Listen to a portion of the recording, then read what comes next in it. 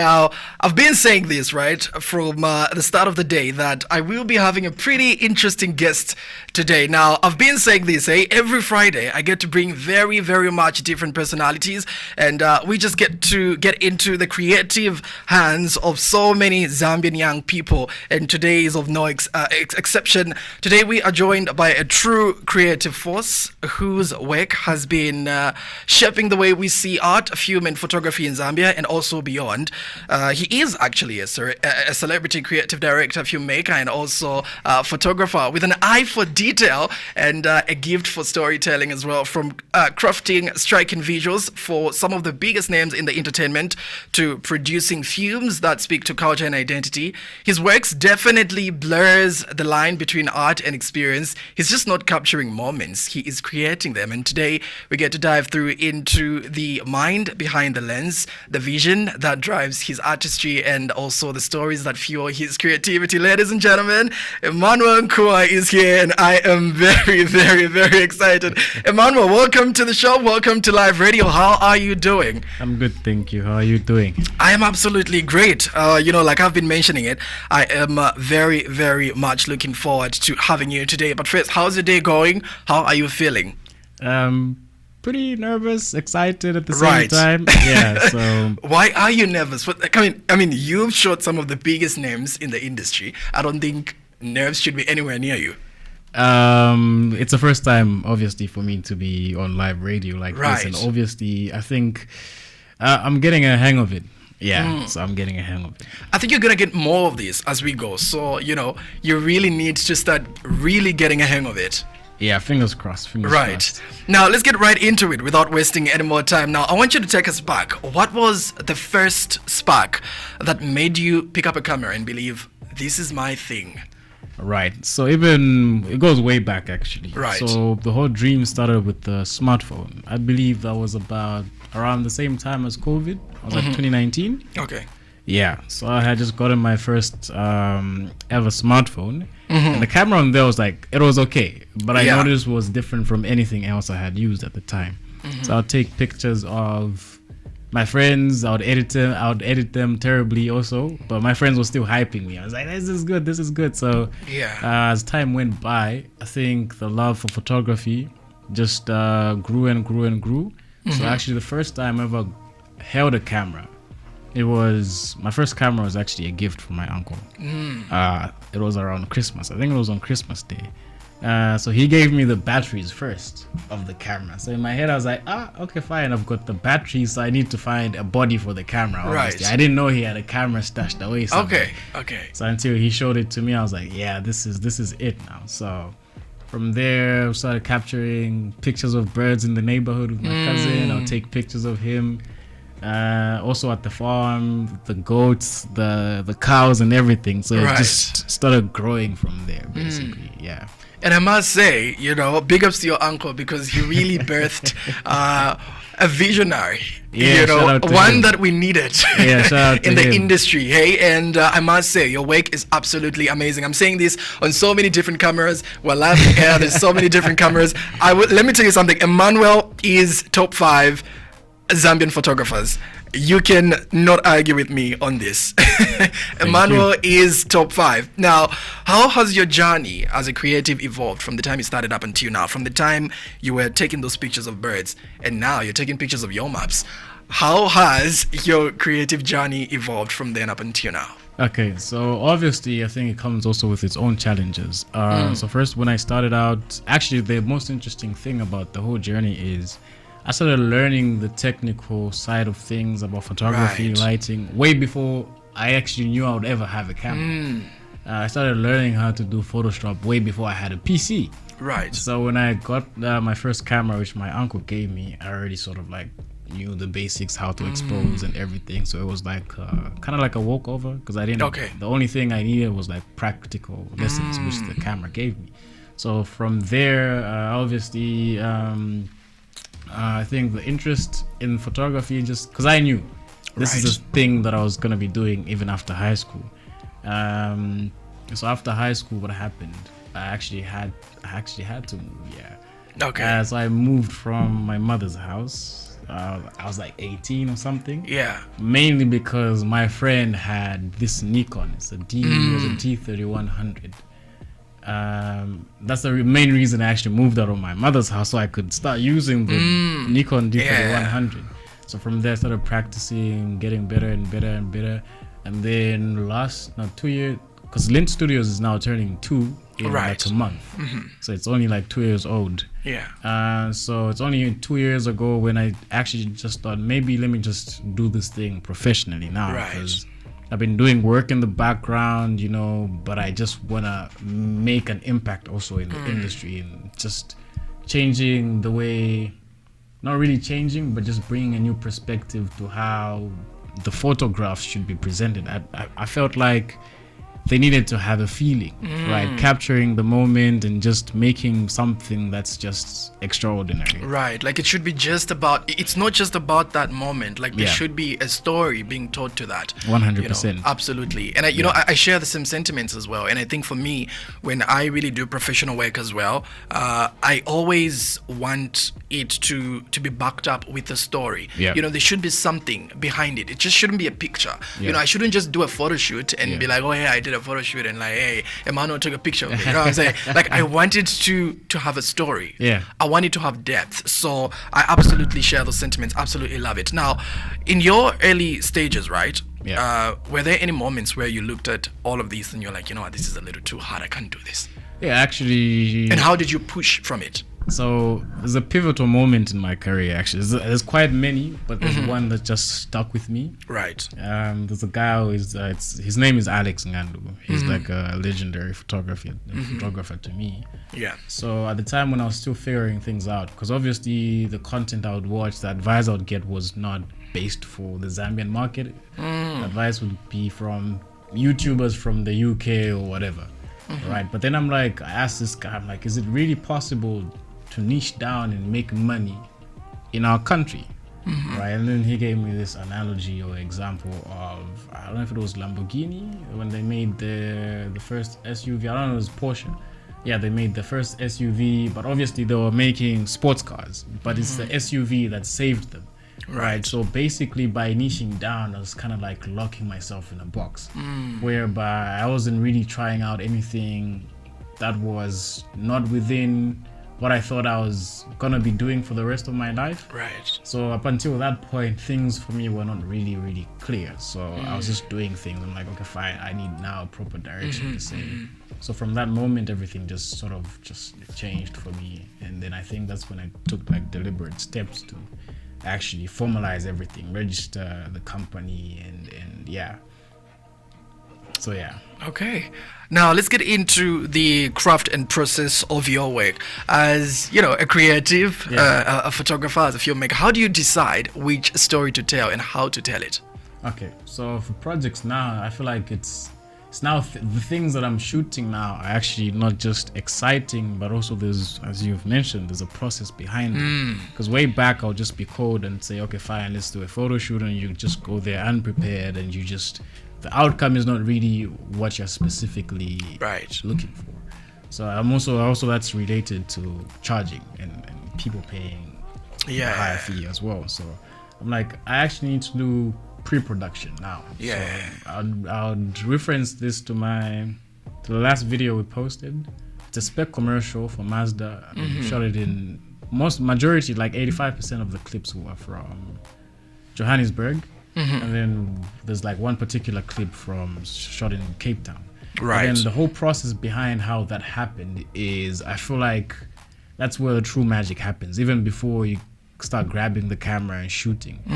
So I feel like right now you get a brief, you start interpreting it yourself and finding ways of how you can make magic out of it. Right. It's now out of the ordinary where you just like wake up and I need to do a photo shoot. Everything now is like kind of like going through a system like that. So that's really, sometimes I'll just be like dozing or whatever, and I'll come up with this idea and then I'll start writing it down, create a treatment for it, make it look good, and also make sure when you're shooting it actually makes sense. So I feel like it's also easier for you to communicate the vision with your client or the people you're collaborating with. Right. So yeah, it's not just random picking up the camera. Of course, you can do that. I do that for some shoots, but for high stake ones, right, I'm like, I just need to make sure everything is proper. But the inspiration really can come from anywhere. It could be could be the CBD town, because I really love it. Like the sounds there, you know, so the atmosphere. So yeah, it comes really from a lot of things. So yeah. Like we've established so far, I think your biggest thing is storytelling, which I think is very, very, very vital, especially in this industry, you know, especially when it comes to just differentiating yourself and also setting yourself apart. Now, you have worked with many different people, from celebrities to ordinary people, and your own staff as well, right?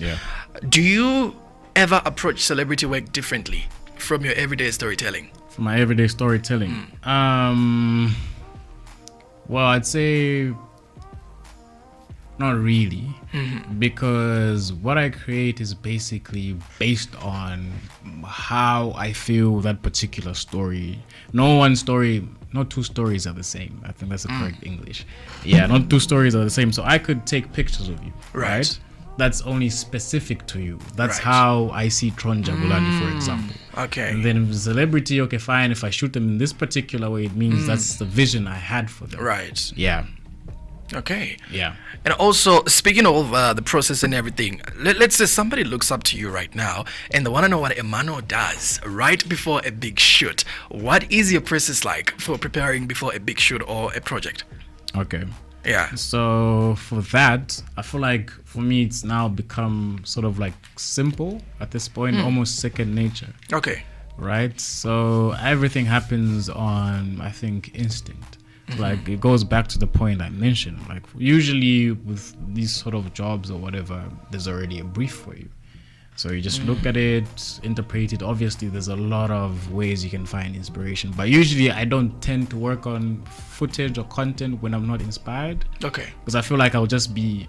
To me, it feels like I'm ripping off the client. Like, I don't want to do this thing when I'm not feeling it. So you have to feel it. You really have to be in it. Especially where sound is concerned, and just creating something that's not of the ordinary. Okay. So I'm like, okay, fine. You're not paying me this much for me to just cut the clips and then send them to you, because that's what everybody else is doing. Okay. So I really, really like to be dialed into my emotions, and what I'm delivering to you is basically just there. So that's sort of like the process for me. It starts with whatever you tell me, okay, we need this stuff, so I'll create an interpretation of that. I send it to you, approve it, okay, fine. It comes down to now the production, the day of production, we shoot. Obviously, by the time we're shooting, I already have everything in mind. I know how the edit is gonna go. I already know the pacing of the music, you know, the sound, the grading. So all of it just like comes down together. So it starts from pre-production until like the actual day of, you know, delivering the content. So yeah, but usually I'm a chilled guy, so I usually just be at home. Okay. And the calm before the storm. You know, just waiting it out. I'll be watching a movie, obviously, to look at some cool shots and then say, okay, fine, we can try and do this. We can try and incorporate this. Absolutely. So, now, behind the scenes, we did speak about how when it comes to your style of photography and also just the quality in general, you know, you want it to be something that is also appealing to the international stage, right? But how do you bring the Zambian culture into your work while also keeping it globally appealing? You know, something that somebody from outside would look at it still feels Zambian but still globally appealing. You know, it also says something to them as well. Yeah. I'd say that question also just boils down to not only my inspiration. Basically, it comes from a lot of things, like I mentioned, especially sound. It's the music that I'll be listening to. I'm like, okay, fine. Especially the reason we played FICO in the beginning is the way the music was produced. There's also another a song on the album called So Be It. You can listen to the sample, and it's crazy how that whole thing came together. So it can start from there. I'm like, okay, fine. For example, the other video I made was, I don't even have a name for it, but I'll just call it Lusaka City Rush Hour. Okay. Right? The international standard, the way it's graded, cuts, and everything is done, it's there. But what makes it Zambian is when you pay close attention to it, you hear a lady shouting, "Oh mama," you know, the ones who sell salaula by the roadside. I get it. The conductors, so everything is just there. That is so. You're dropping bombshells right here. Yeah, I get it. Yeah, so another example is there's a video I made, Jameson Connects, the recent one. So in that video, when you're listening to your headphones, if you know, I can't remember which artist, I don't know if it's 4 or 5 or the other group. Right. But there's this guy who speaks Bemba like at the very beginning of the song. Ati shan shan ukova Zambia shan shan shan shan shan shan. Okay. So now in the Jameson video, when you listen closely to Okay. it, I added that bit in there, and then I added. Also, I just layered some other music. Okay. Obviously from Pusha T, because I listen to him a lot. So usually in the videos I make, there's always an Easter egg. Okay. And that's how then it now ties down to being Zambian. So you listen to that part, it's like, okay, fine, I've heard this somewhere, and it's a Zambian song. So it's kind of like, yeah. Absolutely. Now, in your opinion, Emmanuel, what is one thing that is the most exciting thing happening right now in the Zambian creative space? Well, in the Zambian creative space, yeah. Right now I feel like it's in a progressive state. But I would like it to reach a point where it's more accommodating of different types of creatives. Okay. So then for the work I do, I'm like, okay, fine, we're just pushing the boundaries. Right. I feel like right now it's just taken a bit of time, but eventually assimilation is what's going to happen, right? People will now be familiar with what we're trying to do. Right. But then also I know there's a lot of creatives who are just like, fine, it's a niche audience, but I would like it to reach a point where they can eat off of that, right? If you want to do travel content, right, so you can partner with whatever companies are there, make sure that you are also getting enough money to upgrade your gear to shoot whatever you want. With fashion photography, for example, like hardcore fashion, right, I'd say it's here and there, but it's not really a lot of consistent people that you get to see because the market is not really big enough. Outside of Lusaka, there's, sorry to say this, but there's literally not any other opportunity you can get. So that's where I would like things to be at, just supporting different genres of creatives, not because I'll be honest with you, a lot of other creatives, photographers, videographers, or whatever, many of them will be there, doing studio images and what, all of that stuff. I mean, that's fine. It's brilliant work. But then I feel like that shouldn't be what everybody else is doing. Just because it's safe to do, it doesn't mean everybody else should be doing it. So we should be having different people. Okay, fine. If you're good at outdoor, do outdoor. If you're good at shooting animals, do whatever. But just make sure that you're making enough also to reinvest back in your work. Right. That's sort of like where I'd want this whole thing to go. Just accommodating diversity instead of just having an industry where everybody's shooting studio pictures, where everybody else is shooting weddings, where everybody else is just... Because at the end of the day, it's now a question of what do we then export outside? You get what I'm saying? I always give this hypothetical situation or scenario where, assuming we had Netflix coming to Zambia or Trace or whatever other multinational corporation, and then they're looking at our portfolios and all we have is... wedding pictures, studio pictures with a brown background, birthdays, kids. Yeah. Well, you're gonna end up losing the jobs because it'll be like, okay, fine, they can't really create the work that we're looking for. So that's sort of like my mindset when it comes to like creating work. And it's actually okay to mention these things, and I don't think you should be sorry, because I don't like how, when it comes to the photography industry locally, what I've noticed, in my opinion, I think in as much as yes, we want to earn a living, we want to make money, which is fine, but I think we're forgetting that the main essence of this industry is the arts, right? So you get into this industry and then you don't push the art, you want to push the money. Now all you do is weddings, birthdays. I come here, I want an indoor birthday shoot with a cake. Fine, you do that, and you're not pushing the boundary, you're not pushing the arts. Then what are you doing? You know what I'm saying? So I think these are conversations that we need to have. Yeah. We need to have people that will actually push the art forward.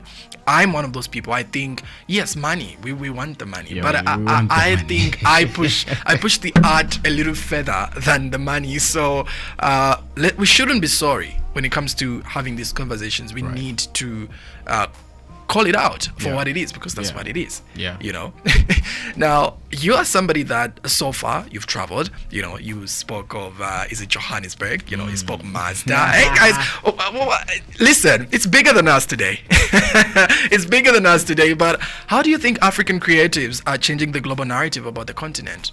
Right. So right now, I don't know if it's a cliche thing to say. Okay. But right now, I feel like the rest of the world is just tapping into whatever Africans have to create, because it's a different perspective. Look at the way, for example, the Nigerians will do their stuff. Right. In Nigeria, I like it because you can even find there's a fashion designer that I follow on X.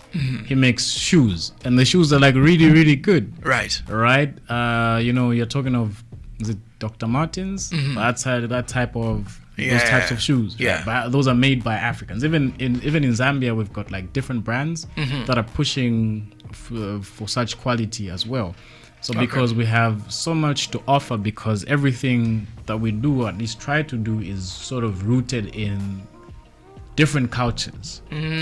Right? Right. Yeah, so we've got a lot to offer on the global stage. Okay. The only other thing that the only other effort that we have to make is actually making sure we realize the potential that we have and realizing the power that we have, so that we can actually make something impactful and make our own stories.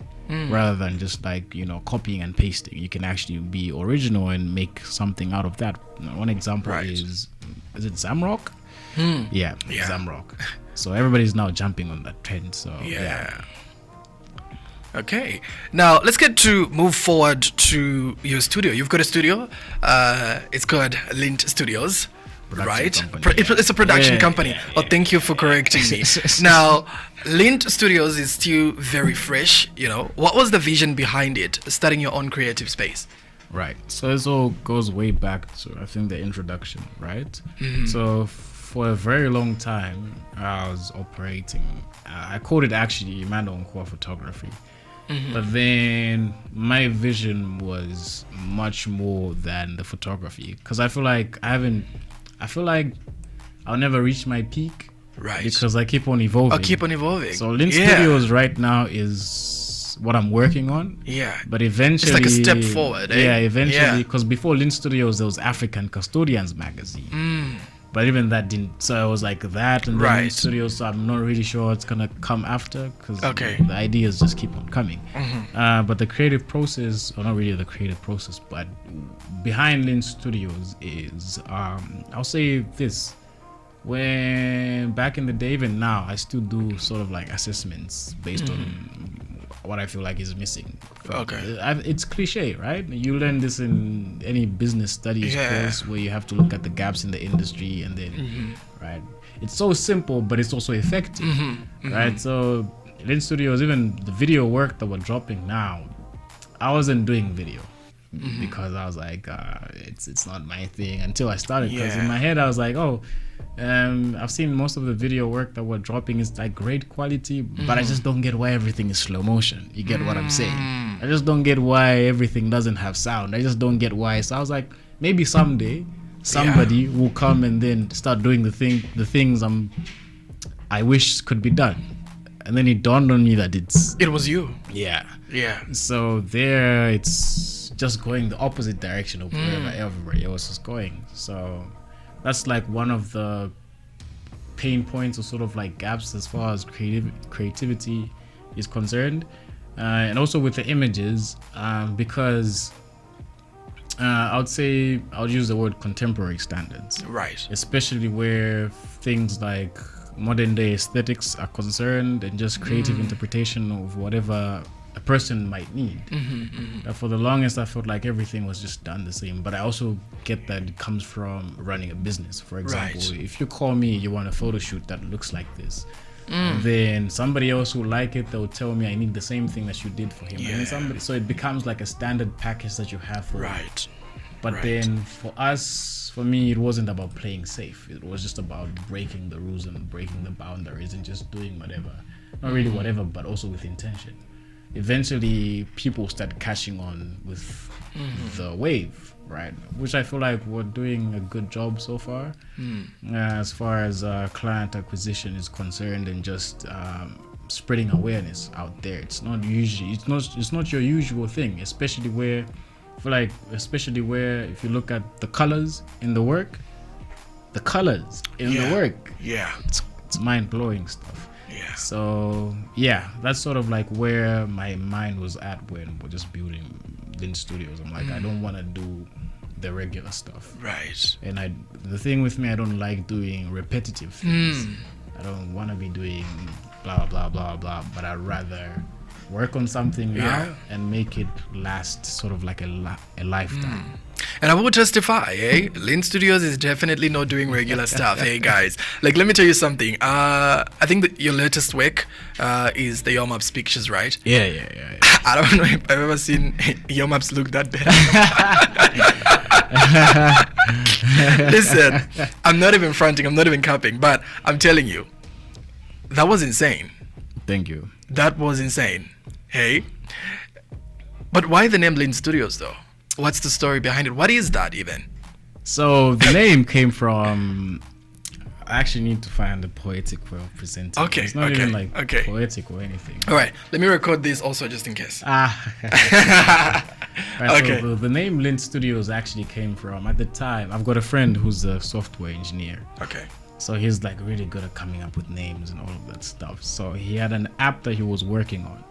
It was called Lint. So that app was revolutionary to me. And as far as our friendship circle is concerned, Right. so the project didn't take off. Okay. So then I was just thinking, I'm in my phase. I'm like, dude, I just need something that's unique on the market and something that's not shani media, shani. You know those names. And like, yeah, okay, fine. That's when we chose Lint Studios, and yeah, that's how the name came to be. Yeah. Okay. Now, when we speak of Lint Studios, well, I think that's also okay, and I think that story on its own is enough to really back it up. You know, I am one person who is very, very much obsessed with naming things. You know, and we're gonna talk about it behind the scenes. I know. But as the founder for Lint Studios, what sets it apart from other production and photography houses? Right. Apart from, of course, your style of photography and editing, which I think for somebody that really follows a couple of photography houses or whatever, you could point out that this is Lint Studios. But from your perspective and from your point of view, what do you think sets it apart? So the thing with Lint Studios or any of the work that I do, I think it comes from a basic understanding of, I wouldn't say art because it's like a deep term. Yeah, very big. It's a very, but it's just a combination of so many different things that make up Emmanuel Nkhuwa. So even right now, you can go anywhere. We don't have any logos on our work, but you'd be able to tell this is Lint Studios. That's how it is. It's in the way it is shot. Right. From the composition, because now it's kind of like premeditated. You take a shot and you realize, oh, this is dope, but you didn't even think about it. Right. But yeah, it's in the composition, the way it's shot, lit, graded, and just presented. It's not really something that I would say is easy to replicate or find. It's just its own. That's as far as photography is concerned. Right. And then with videography, that's also like a different conversation, because I feel like right now, there's like different styles. You can present the video, you can edit it, you can grade it or whatever. But those kinds of things are like the safest options on the market. Right. So we just go this side. So kind of like... So you don't like to play it safe, eh? Yeah. So even like when I'm shooting, this is actually, fun fact, this is the second body I'm buying of this particular camera. Okay. The first one died because it failed. Okay. I like rigging my cameras just to get the shot. So even when video is concerned, like if you see a cool shot, you know it's us. Okay. Okay. I mean, playing and experimenting, and then yeah. Okay, interesting. Now, have there been any standout projects from Lint Studios so far that you feel perfectly represent its brand identity? Wow. I actually didn't even want to speak about this. No, you gotta speak about this. Come on, you gotta tell us. I would say there's really a lot of stuff that just end up on the hard drive. Mainly because also I'm just thinking of how to present the work. That's number one, and just what sort of role the work is gonna play as far as marketing and client acquisition is concerned. Right. But one thing I'd say, it happened earlier this year. It's a Quasi magazine feature actually. I don't know if you saw it, if you read magazines. So the work, obviously we did I covered the Chwala ceremony earlier this year. So I made like a mini video about it. It's dope. I'd say it's dope. But then the photos and photographs from there they ended up in the magazine. And the thing with those photos is I like to talk about legacy a lot, right? Especially when I'm with maybe like fellow photographers, videographers and stuff, like the ones I actually know, because I'm like, in as much as we are creating work for business and all of that stuff, we must think about the longevity, how long it's going to stay in people's minds, and what sort of impact, what sort of change, what sort of contribution are you making in the industry. So I feel like that one for me was sort of like I'll be dead in whatever how many years, but those images, they will be remembered. They'll contribute actually to the culture and just Zambia's history, and also the people, the Ngoni people. So I contributed in that way to preserving the culture. So I feel like that's a project that stood out for me the most. And you know, I like that you mentioned the longevity part, because I think that's one thing that a lot of local creatives have been missing. I think we're living in an era where everybody wants to do something very quick. They want something that, you know, is gonna trend or whatever the case might be.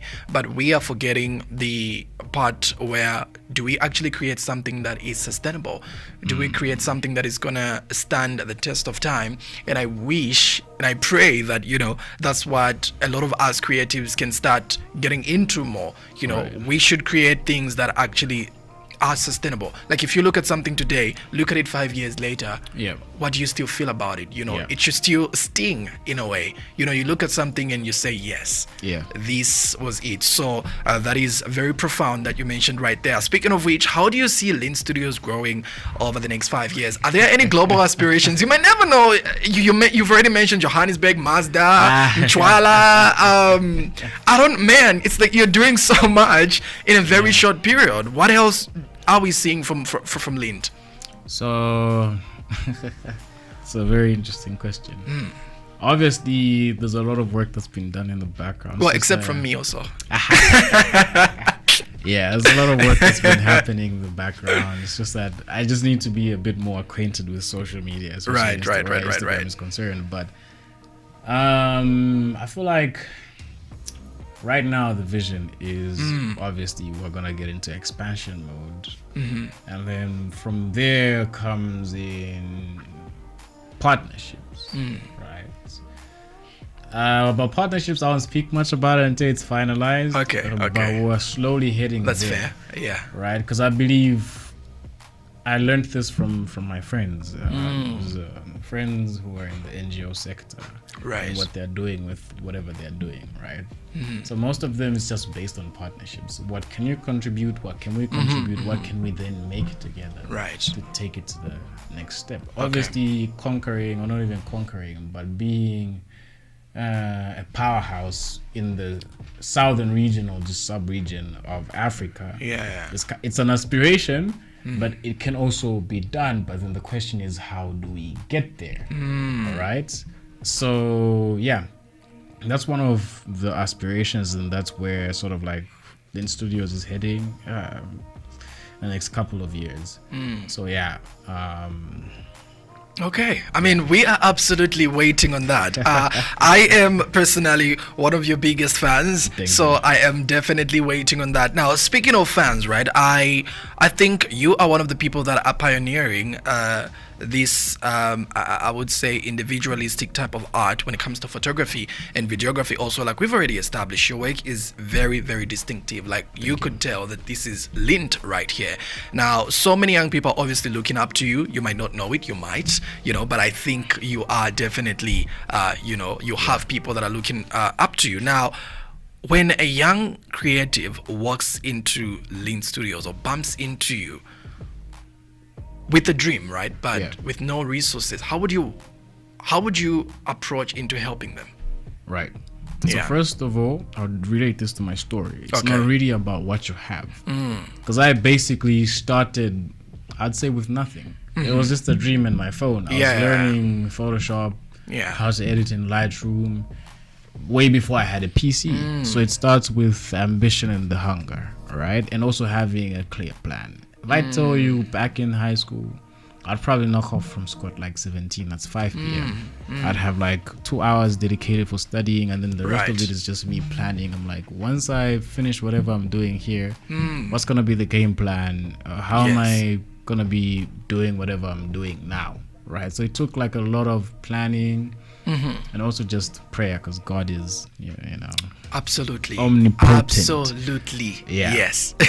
So I feel like what I always say is your work ethic must match your ambitions. You can be highly ambitious, but if your work ethic is sluggish, it's very poor, you not get anywhere. So that's sort of, I would help them with the words, because it was the ideas that even now it's the ideas that have gotten me this far. Obviously not downplaying on the people that I've met along the way, people who have put me on and all of that stuff. So it's really having a clear goal for where you want to get to, and sort of finding a way of building your networks, even if it's from scratch. Because most of the people I'll end up knowing, or that will end up knowing me, it's not referral based. It's just meeting them and telling them, this is what I do. Okay. Right. So it just takes the guts to approach people. Telling them this to be daring, to be daring. So, resilient. Okay. Now, you've talked about something that I very much relate on. Like when you want a shot, you do whatever it takes, right? I mean, you just talked about how you broke your camera, because obviously you wanted that one specific shot. That is me. Hey, when I want something, when it comes to work, I don't care. If we have to travel miles and miles and miles to get that one specific shot, we have to. What's the most challenging shoot that you've ever had, and what made it so difficult? I'd say the most challenging to shoot and execute was a couple of months ago, maybe 3, 4, 5, I don't know, March, I think. Shooting a campaign for GSB Zambia. Okay. Because there were so many moving parts in the brief and what was meant to be delivered. So we had a situation where we had to stitch images together. So drone footage shot on a different camera, drone obviously, there's a different color science. Different times of day. Right. And then studio pictures, and then trying to merge them together to make one single manipulation. So to me, obviously, because it was hard. It's a very challenging thing to do. So I feel like so far that's a project that stands out to me the most when it comes to complexity in terms of just achieving it. Right. So that's the one. Okay. Yeah. Now we will be coming to the end of our conversation shortly, but before we get to do that, I still have a couple of more questions to go. Now, when somebody looks back at your work years from now, what do you hope they would say? As far as Zambia is concerned, I feel like my hope is for people to see that, how can I say this? You can basically achieve whatever you want, babe, as long as you're committed. It doesn't really matter if you've got 0 people hyping you up or following you or whatever. As long as there's a vision and an end goal, and you're gonna get it, pursue it. Doesn't matter if it's been done before, especially when it's not been done before. Just do it. The rest of the people will catch up to you. Right. That's sort of my philosophy. Right now, I'm like, okay, fine, they'll catch up. Right? So that's really my hope in the next 5 years or whatever. To anybody who'll be looking at the work, it's like, okay, fine, this person had the balls and the guts to do this stuff, right? What the person should ask themselves, why can I not also do it?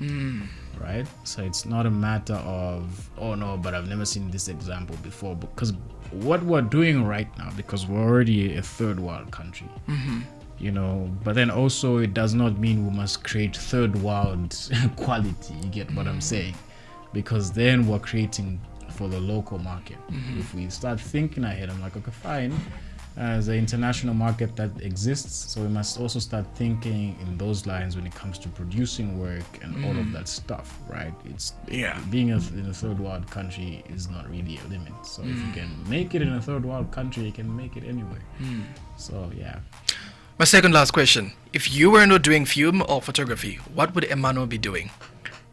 I would be studying chemical engineering. Oh, Yeah, okay. I would be studying chemical engineering. Is that something that you wanted to do? Yeah. Or is it something that you did? No, I didn't do Okay. I chose this over that for many reasons.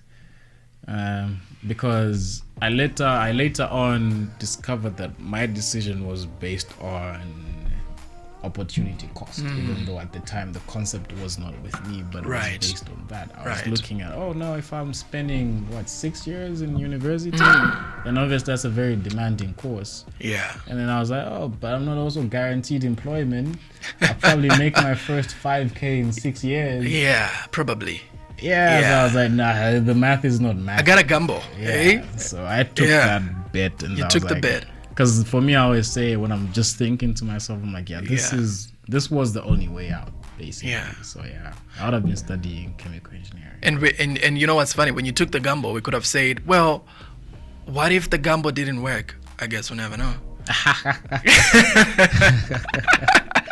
Because I mean, it worked, eh? Yeah. Now, to everyone that is listening right now, this is what we call What's the Next Step. And today I had a visionary, a creative director, a filmmaker, and a photographer, Emmanuel Nkhuwa, doing amazing stuff. He's done amazing stuff. And as we get to come to the end of this conversation, Emmanuel, what's the next step?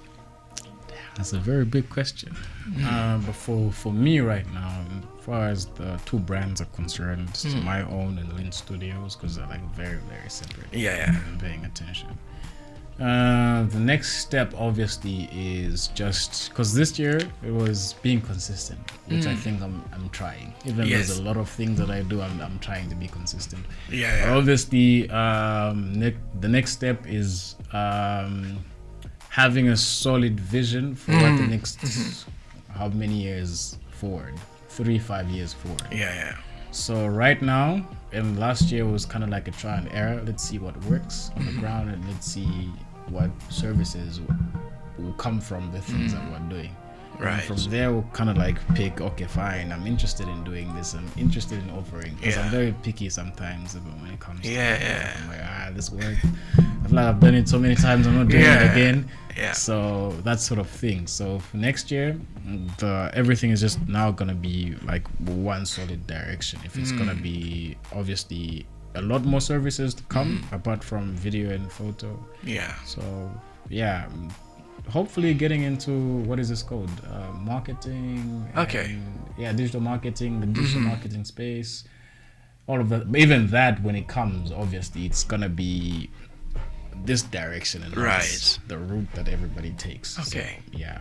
Absolutely. Emmanuel, thank you so much for joining me today. What an insightful conversation. I absolutely, had a good time, and also just getting to learn so much from your end and from your perspective as well. Before I get to say my goodbyes, is there anything that you might want to say to anybody that is listening right now?